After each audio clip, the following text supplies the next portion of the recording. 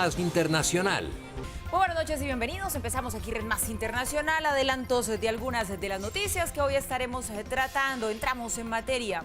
Más de 80 ciudadanos de Venezuela regresaron a su país procedentes de Perú en un avión pagado por el régimen de Nicolás Maduro. Algunos sectores de la oposición calificaron esta maniobra como un show mediático, mientras que el gobierno de Martín Vizcarra declaró emergencia sanitaria en Perú por la presencia en su territorio de más de 400.000 venezolanos. Así, registró el canal oficialista venezolana de televisión la llegada de 89 ciudadanos del país que gobierna Nicolás Maduro al aeropuerto de Maiquetía, en Caracas. Los connacionales retornaron a Venezuela luego de haber atravesado una dura realidad. Dura, no es lo que uno esperaba, las condiciones son fuertes, pero bueno, uno guapea hasta donde puede. Pero sin embargo la patria es la patria, la familia es la familia y uno decide regresar por eso, pues. Telesur también presentó testimonios de quienes habían arribado a Perú y luego dijeron que regresaban arrepentidos a Venezuela. Buscando un sueño,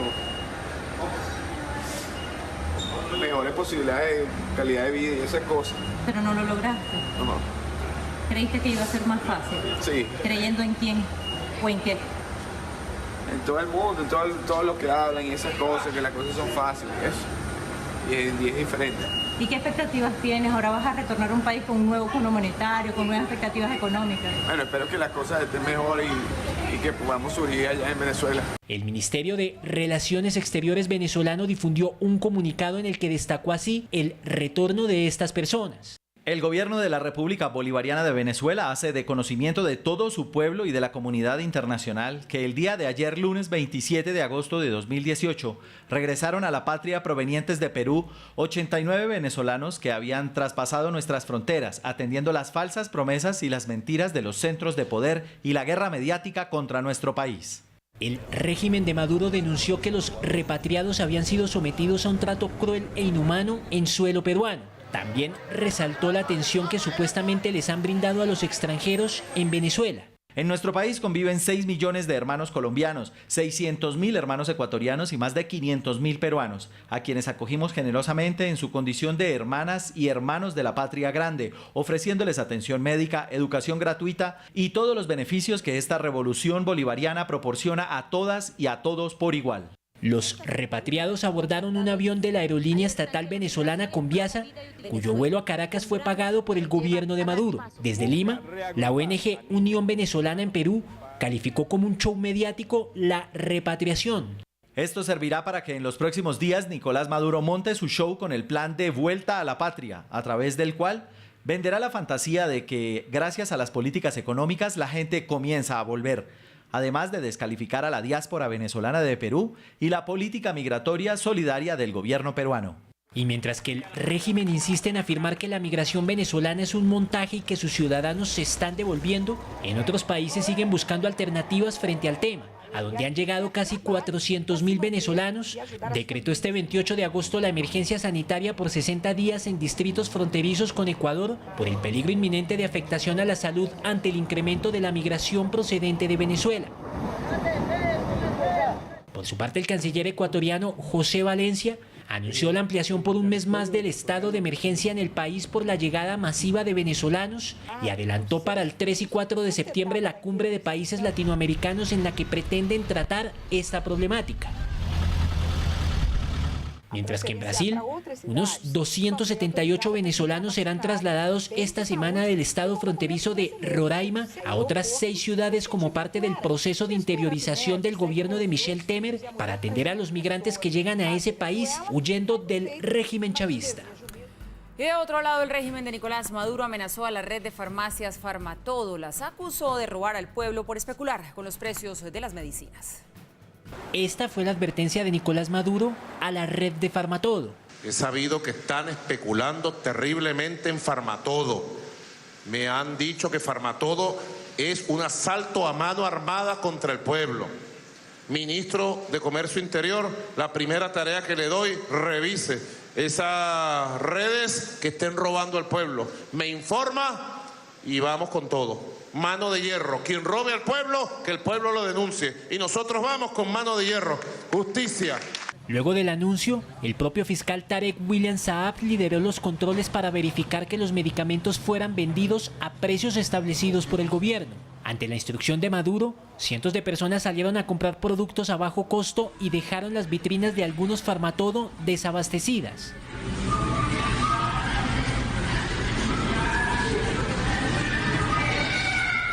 El control a los precios de las medicinas coincide con la crisis hospitalaria que afronta Venezuela, en la que miles de profesionales de la salud reclaman mejores salarios y más insumos para atender a los pacientes.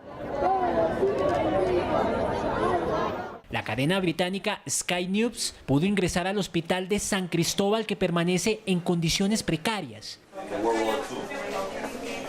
Allí el número de enfermeros se redujo, ya que la mayoría renunció porque el salario no les alcanzaba para nada. Está bien, no lo conozco. Perdón. Como no hay casi doctores ni insumos, los internos deben ser atendidos por sus propios familiares, quienes tienen que arreglárselas como puedan para comprar vendas y medicinas. Todo aquí es muy triste, no puedo ayudarlos porque necesitan ayuda, no hay nadie aquí, están tan desamparados, necesitan ayuda. La red de bancos del país también sufre el asedio por parte del gobierno. En las últimas horas, varios medios locales difundieron esta circular, por medio de la cual la Superintendencia de Instituciones del Sector Bancario les ordenó a los bancos que soliciten a sus clientes que les avisen si viajarán fuera de Venezuela, además del lugar y tiempo que estarán ausentes, para que puedan ingresar a la banca en línea y hacer operaciones. Quienes no lo hagan no podrán hacer ningún tipo de transacción. Pasamos a hablar de lo que sucede en Estados Unidos y el gobierno Trump, porque la Casa Blanca, a través de su secretario de Defensa, informó que va a reanudar los ejercicios militares en la península de Corea. Esto, sumado a la cancelación del viaje a Pyongyang por parte del secretario de Estado Mike Pompeo, hablan del enfrentamiento entre Corea del Norte y los Estados Unidos. El secretario de Defensa de los Estados Unidos, Jim Mattis, dijo hoy en una rueda de prensa que Estados Unidos pondrá fin a la suspensión de los ejercicios militares en la península de Corea, un gesto de buena voluntad de Estados Unidos que había sido puesto en marcha tras la reunión de Kim Jong-un con Donald Trump. Según Mattis, Estados Unidos ya no tiene intención de suspender ningún otro ejercicio militar en esta zona. Sin embargo, al parecer las maniobras tampoco serán retomadas tan pronto, pues según el secretario de Defensa, primero observarán cómo evolucionan las conversaciones para luego decidir cuál es el paso a seguir. El secretario de Defensa no se quiso referir al efecto que este anuncio tendrá en las negociaciones con Pyongyang, por lo que evitó a toda costa hablar sobre ello. Tras la reunión de los dos mandatarios hace 2 meses y medio, el gobierno de Corea del Norte no ha vuelto a hacer pruebas de misiles. Aún así, los avances de la negociación sobre los términos de la desnuclearización han avanzado muy poco en este tiempo. Este anuncio confirma el enfriamiento de las relaciones entre las dos naciones tras la cancelación del viaje a Pyongyang que tenía programado el secretario de Estado Mike Pompeo, tras recibir una carta de las autoridades comunistas que fue considerada como beligerante por la Casa Blanca. Crece la preocupación por la planta nuclear flotante rusa, que desde abril está navegando por el mar Báltico con destino al norte de Rusia. Defensores del medio ambiente ven este invento como una amenaza para el planeta. El Titanic nuclear o Chernobyl flotante, así han bautizado algunos defensores del medio ambiente el Akademik Lomonosov, la primera planta nuclear flotante que ya navega en alta mar desde el mes de abril. El buque zarpó el 28 de abril desde el puerto de San Petersburgo con destino a una base militar en el mar Báltico. La planta nuclear fue remolcada hasta Murmansk, en donde fue cargada con combustible nuclear para poder seguir su camino hasta su destino final, el puerto de Pevek, donde se espera empiece a funcionar en el mes de julio del próximo año.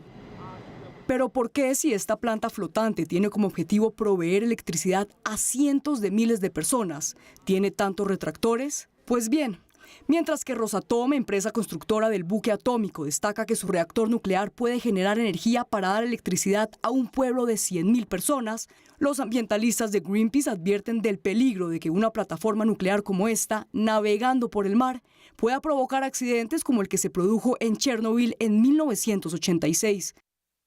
Y es que este buque contiene 2 reactores de 35 megawatts cada uno, similares a los utilizados para impulsar los rompehielos, y de accidentarse en mar abierto podría ocasionar una tragedia, especialmente si se tiene en cuenta que en su camino al puerto de Pevek la embarcación pasará cerca de tierra firme. Pero según la empresa constructora, el Lomonosov se diseñó con un gran margen de seguridad que excederían todas las posibles amenazas como tsunamis y otros desastres naturales. En principio, la planta nuclear flotante será utilizada para suplir electricidad a pozos petroleros, mientras que Rusia avanza con su exploración hacia el norte ártico en busca de gas y otros combustibles.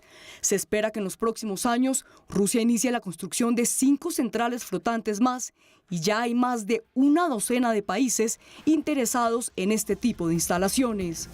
Ya estamos de regreso, continuamos con la información aquí en Red Más Internacional. Grupos de ultraderecha regresaron a las calles de Alemania después de que el sábado en la noche 2 inmigrantes de Siria y de Irak apuñalaran hasta la muerte a un ciudadano alemán. Miles de personas manifestaron de forma violenta y se enfrentaron con la policía local. En la noche del sábado, un hombre de 35 años de origen alemán fue asesinado con arma blanca por 2 sospechosos en la ciudad de Chemnitz, al oriente de Alemania. Respecto a la investigación del asesinato, puedo decir que la Fiscalía de Chemnitz presentó ante el juez investigador las órdenes de captura en contra de un hombre sirio de 22 años y otro iraquí de 21 años. Estas órdenes de captura por homicidio cometido conjuntamente se presentaron en la tarde. Luego de conocerse el asesinato, miles de manifestantes de ideología ultraderechista salieron a las calles de Chemnitz a cazar inmigrantes como venganza por la muerte de su compatriota. Markus Frohnmayer, parlamentario de ultraderecha, justificó la violencia de grupos neonazis. Si el Estado no es capaz de proteger a sus ciudadanos, entonces la gente debe salir a las calles y protegerse a sí mismos. Es tan simple como esto. Es ahora labor de los ciudadanos detener la letal migración de cuchillos. Pudo haber sido tu padre, hijo o hermano. Violencia que la canciller Angela Merkel condenó. Lo que vimos después es algo que no tiene lugar en un Estado amparado por la ley. Hay videos de cacerías y pandillas y odio en las calles. Esto no tiene lugar en un Estado amparado por la ley. Déjenme recalcar esto una vez más. Las manifestaciones, que ya llevan más de 24 horas, han dejado 6 heridos y la policía está tras la pista de 10 neonazis que hicieron el saludo del Tercer Reich, castigado en Alemania hasta con 5 años de prisión. Avanza la gira del jefe de gobierno español Pedro Sánchez por América Latina. En su visita a Chile abogó por un diálogo para solucionar la crisis en Venezuela. Sánchez llegó hoy a Bolivia y mañana estará en Colombia. El jefe de gobierno español Pedro Sánchez ya está en Bolivia. El líder político llegó en horas de la tarde al aeropuerto Virubiru de Santa Cruz de la Sierra, en donde fue recibido por el canciller Fernando Huanacuni. Antes de su llegada al país del altiplano, Sánchez se reunió en el Palacio de la Moneda en Santiago con el presidente de Chile, Sebastián Piñera. El tema, la crisis en Venezuela. Nosotros creemos que Venezuela dejó de ser una democracia, que es un país que, habiendo tenido todas las oportunidades del mundo para haber progresado en paz, en democracia, siguió el camino equivocado y que hoy día no hay democracia, no hay separación de poderes, no hay respeto a los derechos humanos, no hay Estado de Derecho. Sánchez también se refirió a la difícil situación que afronta el país gobernado por Nicolás Maduro. Nosotros nos sentimos en deuda con Venezuela. Somos un país que, cuando España sufrió una dictadura, cuando sufrió la guerra civil, vio que personas que huían de esa guerra civil y de esa dictadura fueron acogidas por el país venezolano. Por tanto, somos un país que se siente en deuda con Venezuela y, desde luego, no es una crisis que a nosotros nos resulte ajena. Sin embargo, el jefe de gobierno español dijo que la nación europea no tendrá ninguna vocación de injerencia con relación a la crisis humanitaria que afronta Venezuela. Este 29 de agosto, Sánchez tiene previsto llegar a Colombia para reunirse con el presidente Iván Duque, con el que discutirá el apoyo que España ofrecerá a los diálogos de paz con el Ejército de Liberación Nacional, ELN. La Fiscalía brasileña acusó a la fórmula vicepresidencial de Luis Ignacio Lula da Silva de enriquecimiento ilícito. Esto a la par que se conoció que la justicia va a decidir en septiembre un recurso interpuesto por el exmandatario para lograr su libertad. A poco más de un mes para las elecciones generales y presidenciales en Brasil, el panorama se pone cada vez más tenso. Uno de sus principales protagonistas es el expresidente Luis Ignacio Lula da Silva, quien pretende ser candidato a pesar de cumplir una condena de 12 años y un mes de cárcel por delitos relacionados con corrupción. Pero el exmandatario insiste, ya que la mayoría de las encuestas lo favorecen. Por eso, el Partido de los Trabajadores inscribió su candidatura el pasado 15 de agosto y ahora el Supremo Tribunal Federal anunció que entre el 7 y el 13 de septiembre revisará un recurso presentado por los abogados para lograr su libertad. Mientras la situación de Lula es resuelta, la campaña es encabezada por su fórmula vicepresidencial Fernando Haddad, a quien la justicia brasileña también le puso el ojo encima. La fiscalía lo acusó de enriquecimiento ilícito por unos pagos irregulares de una firma constructora a su campaña a la alcaldía de Sao Paulo en 2012. Para los comicios del 7 de octubre en los que Brasil definirá el sucesor de Michel Temer, hay otros candidatos sobre la mesa, entre ellos el conservador Jair Bolsonaro y la ecologista Marina Silva. Adquiere ya Claro Múltiple Negocios con ultra velocidades de hasta 300 megas en internet fijo y recibe sin costo el diseño y publicación de la página web de tu negocio y 5 cuentas de correo. Cómpralo hoy y págalo en octubre. Llama ya numeral 400. Tras el anuncio de los Estados Unidos y México de mantener el Tratado de Libre Comercio de América del Norte, Canadá se sumó a las negociaciones, eso sí, haciendo la salvedad de que solo van a firmar un acuerdo que sea beneficioso para ellos. Un día después de que el presidente de Estados Unidos y el de México, a través de una llamada telefónica, informaran acerca del acuerdo que habían logrado en cuanto al Tratado de Libre Comercio de América del Norte, el primer ministro canadiense Justin Trudeau se refirió al tema.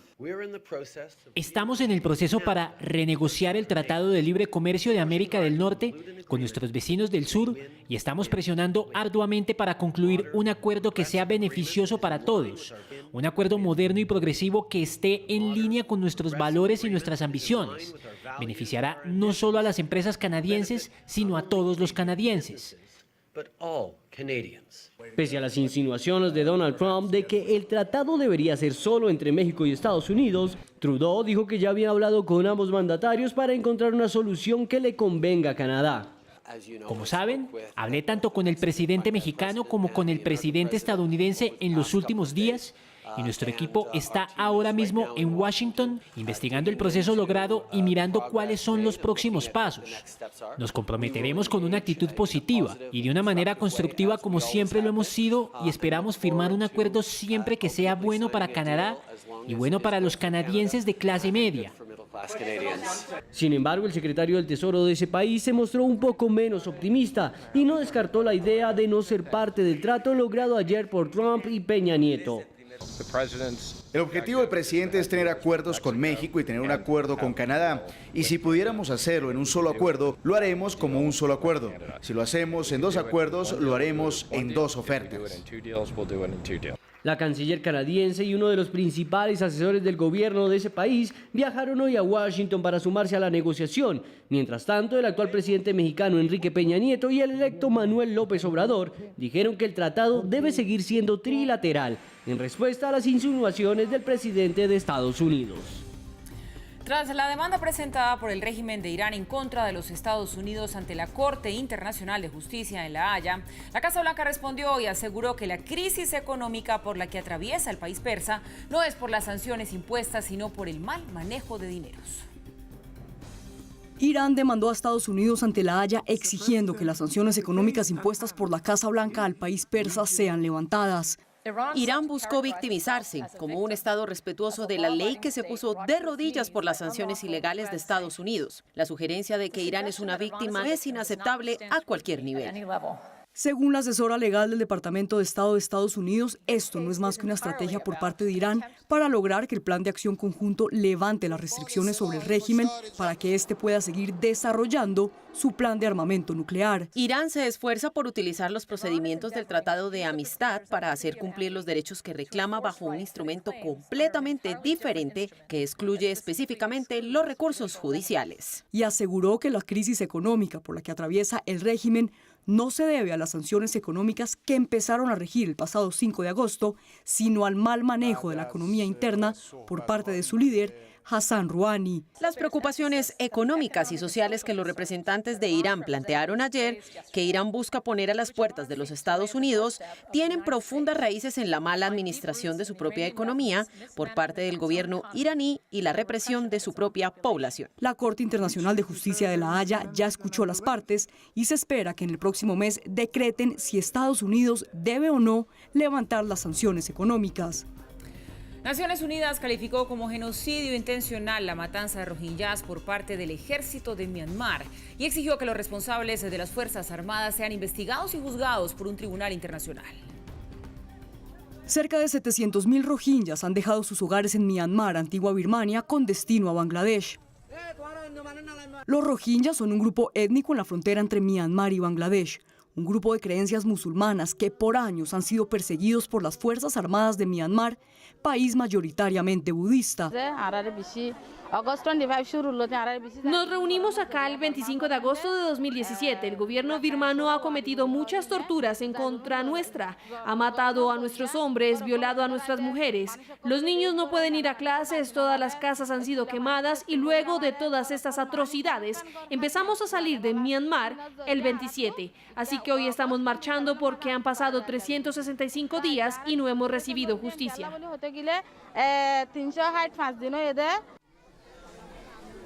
Pero desde hace un año lo que era una persecución se convirtió en un genocidio que solo hasta hoy la ONU ha catalogado como tal. La misión de investigación concluyó con fundamentos razonables que los patrones de violaciones graves de los derechos humanos y violaciones graves del derecho internacional humanitario que ha determinado equivalen a los crímenes más graves en virtud del derecho internacional. Según cifras oficiales de la ONU, en lo que va corrido del año ya son más de 6.700 rohingyas asesinados por las fuerzas militares. Esto sin contar los abusos y violaciones que los soldados cometieron en contra de mujeres y niños. Los principales responsables de las graves violaciones de los derechos humanos esbozadas en nuestro informe, incluidos los actos de violencia sexual, son los militares de Myanmar. Los comandos Tatmadaw ejercen control sobre sus tropas y sobre sus actores armados que participan en operaciones militares. La asesora de Estado de Myanmar y Nobel de Paz ha manifestado su voluntad para que todos los ciudadanos puedan vivir en paz. Condenamos todas las violaciones de los derechos humanos y la violencia ilegal. Estamos comprometidos con la restauración de la paz, la estabilidad y el Estado de Derecho en todo el país. Pero aunque su principal objetivo sea la consecución de la paz, quienes fueron desplazados, abusados, maltratados, amenazados y despojados de sus pasaportes, desterrándolos de sus pueblos, sienten miedo de volver a casa. Iremos a Birmania si nos dan el estatus de ciudadanos rohingya. De lo contrario, nos iremos. Ellos deben devolvernos nuestros hogares y tierras. De lo contrario, nos iremos. El informe presentado por la ONU describe este suceso como un genocidio intencional, ejecutado por el ejército de Myanmar, y expone una lista de militares de altos mandos quienes serían acusados y judicializados por los crímenes cometidos. Estamos de vuelta, gracias por continuar con nosotros. La ciudad de Buñol, ubicada a pocos kilómetros de Valencia, en España, se alista para el tradicional Festival de la Tomatina, una fiesta que atrae a más de 20.000 turistas quienes van a disfrutar de la guerra de tomate más famosa del mundo. Cerca de 145 toneladas de tomate fueron cargadas en 6 grandes camiones con destino a la ciudad de Buñol para ser utilizados en la batalla campal a punta de tomatazos. La tomatina es quizás la guerra de comida más famosa del mundo. Sí, tomate de fiesta es lo que no vale para el mercado, pues en vez de tirarlo a la basura, pues irá para que la gente disfrute. Mira, por lo menos se aprovecha para algo. A las 11 en punto de la mañana dan la señal de inicio de la tomatina y durante una hora los más de 20.000 participantes agarran tomates que estos 6 camiones proveen por toda la ciudad para lanzárselos unos a otros. Los residentes de Buñol ya prepararon sus casas y locales para recibir su buena dosis de tomate, pero deben estar preparados. No vaya a ser que uno de estos tomates caiga donde no debe y haga daños. Bueno, y cuando empiece la tomatina oficialmente aquí, por supuesto, les vamos a contar cómo avanza. Y el cantante puertorriqueño Jerry Rivera sufrió un accidente en Ecuador mientras se encontraba en un concierto. El artista va a ser intervenido quirúrgicamente debido a una ruptura de su tendón en la pierna derecha. Todo está estaba listo para el gran concierto de Jerry Rivera en Milagro, Ecuador, hasta que los asistentes al concierto se quedaron con ganas de escuchar éxitos como Amores como el nuestro, ¿Qué hay de malo? Y Casi un hechizo, entre otros, luego de que el ascensor de la tarima principal fallara y el artista puertorriqueño se desplomara frente a la multitud. De inmediato los paramédicos salieron en su auxilio, transportándolo en una camilla hasta un centro asistencial en Guayaquil. Allí el artista dio un parte de tranquilidad, posando con el personal médico del hospital. Dios mío, se cayó, se vino abajo. A su regreso a los Estados Unidos se conoció que el cantante sufrió una ruptura de tendón del cuádriceps de la pierna derecha. Tendrá que ser intervenido quirúrgicamente y deberá guardar reposo aproximado de 4 semanas, según informó en un comunicado la firma colombiana Pinocho Conciertos, que tuvo que cancelar un show en Bogotá previsto para este 1 de septiembre. Al parecer tampoco podrá asistir a otros conciertos en Ecuador y Panamá presupuestados para las próximas semanas. El caso está siendo revisado por la promotora del evento, que le pidió disculpas al cantante y sugirió un informe técnico para evaluar lo sucedido. Qué golpe más fuerte y qué dolor. El presidente de los Estados Unidos acusó a Google de manipular las búsquedas relacionadas con él para mostrar solamente los resultados negativos. Esta información fue desmentida por los representantes del motor de búsqueda. Algunas personas suelen buscar su nombre y curiosear sobre la información que aparece en Google. Esto se conoce como ego searching, como fue catalogado Donald Trump este martes, ya que el presidente de los Estados Unidos, al parecer, decidió buscar su nombre en Google, pero la exploración no le resultó muy agradable. Trump lanzó fuertes críticas al gigante de Internet, acusándolo de maniobrar las búsquedas para que los resultados de su nombre, noticias relacionadas con él o su gobierno, fueran en gran porcentaje negativas.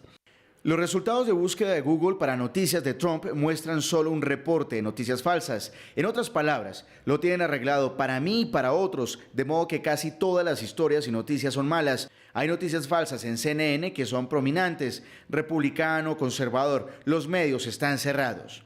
¿Ilegal? 96% de los resultados en Trump News son de National Left Wing Media, muy peligrosos. Google y otros están reprimiendo las voces de los conservadores y ocultando información y noticias que son buenas. Están controlando lo que podemos y no podemos ver. Esta es una situación muy seria. Se tratará.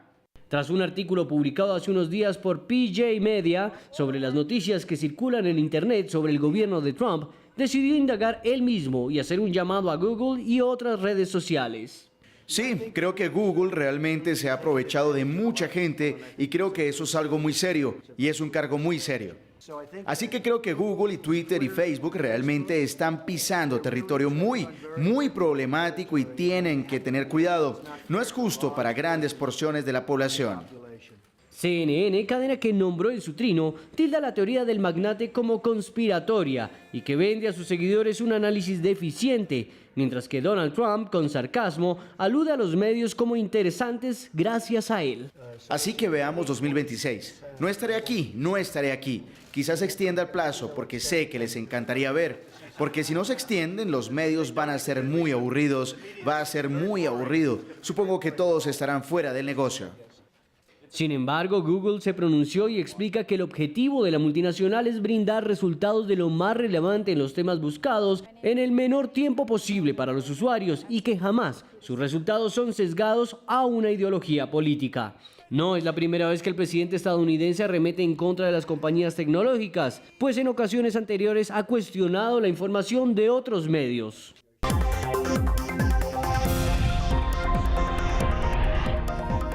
Noticias internacionales del día repasamos a esta hora antes de nuestro cierre. Más de 80 ciudadanos de Venezuela regresaron a su país procedentes de Perú en un avión pagado por el régimen de Nicolás Maduro.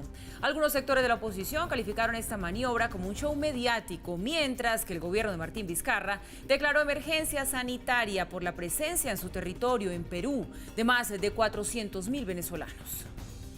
Así, registró el canal oficialista venezolana de televisión la llegada de 89 ciudadanos del país que gobierna Nicolás Maduro al aeropuerto de Maiquetía, en Caracas. Los connacionales retornaron a Venezuela luego de haber atravesado una dura realidad. Dura, no es lo que uno esperaba, las condiciones son fuertes, pero bueno, uno guapea hasta donde puede, pero sin embargo la patria es la patria, la familia es la familia y uno decide regresar por eso, pues. Telesur también presentó testimonios de quienes habían arribado a Perú y luego dijeron que regresaban arrepentidos a Venezuela. Buscando un sueño,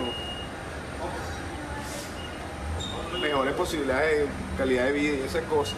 Pero no lo lograste. No.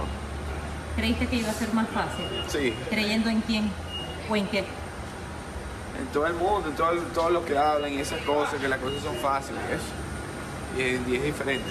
¿Y qué expectativas tienes? Ahora vas a retornar a un país con un nuevo fondo monetario, con nuevas expectativas económicas. Bueno, espero que las cosas estén mejor y que podamos surgir allá en Venezuela. El Ministerio de Relaciones Exteriores venezolano difundió un comunicado en el que destacó así el retorno de estas personas. El gobierno de la República Bolivariana de Venezuela hace de conocimiento de todo su pueblo y de la comunidad internacional que el día de ayer, lunes 27 de agosto de 2018, regresaron a la patria provenientes de Perú 89 venezolanos que habían traspasado nuestras fronteras, atendiendo las falsas promesas y las mentiras de los centros de poder y la guerra mediática contra nuestro país. El régimen de Maduro denunció que los repatriados habían sido sometidos a un trato cruel e inhumano en suelo peruano. También resaltó la atención que supuestamente les han brindado a los extranjeros en Venezuela. En nuestro país conviven 6 millones de hermanos colombianos, 600.000 hermanos ecuatorianos y más de 500.000 peruanos, a quienes acogimos generosamente en su condición de hermanas y hermanos de la patria grande, ofreciéndoles atención médica, educación gratuita y todos los beneficios que esta revolución bolivariana proporciona a todas y a todos por igual. Los repatriados abordaron un avión de la aerolínea estatal venezolana Conviasa, cuyo vuelo a Caracas fue pagado por el gobierno de Maduro. Desde Lima, la ONG Unión Venezolana en Perú calificó como un show mediático la repatriación. Esto servirá para que en los próximos días Nicolás Maduro monte su show con el plan de vuelta a la patria, a través del cual venderá la fantasía de que gracias a las políticas económicas la gente comienza a volver, además de descalificar a la diáspora venezolana de Perú y la política migratoria solidaria del gobierno peruano. Y mientras que el régimen insiste en afirmar que la migración venezolana es un montaje y que sus ciudadanos se están devolviendo, en otros países siguen buscando alternativas frente al tema. A donde han llegado casi 400.000 venezolanos, decretó este 28 de agosto la emergencia sanitaria por 60 días en distritos fronterizos con Ecuador por el peligro inminente de afectación a la salud ante el incremento de la migración procedente de Venezuela. Por su parte, el canciller ecuatoriano José Valencia anunció la ampliación por un mes más del estado de emergencia en el país por la llegada masiva de venezolanos y adelantó para el 3 y 4 de septiembre la cumbre de países latinoamericanos en la que pretenden tratar esta problemática. Mientras que en Brasil, unos 278 venezolanos serán trasladados esta semana del estado fronterizo de Roraima a otras 6 ciudades como parte del proceso de interiorización del gobierno de Michel Temer para atender a los migrantes que llegan a ese país huyendo del régimen chavista. Bien, y llegamos así al final de esta emisión de Red Más Internacional. A ustedes, como siempre, gracias por su compañía, por informarse con nosotros. Sigan en nuestra programación, que ya viene Camila Sin Filtro. Buenas noches.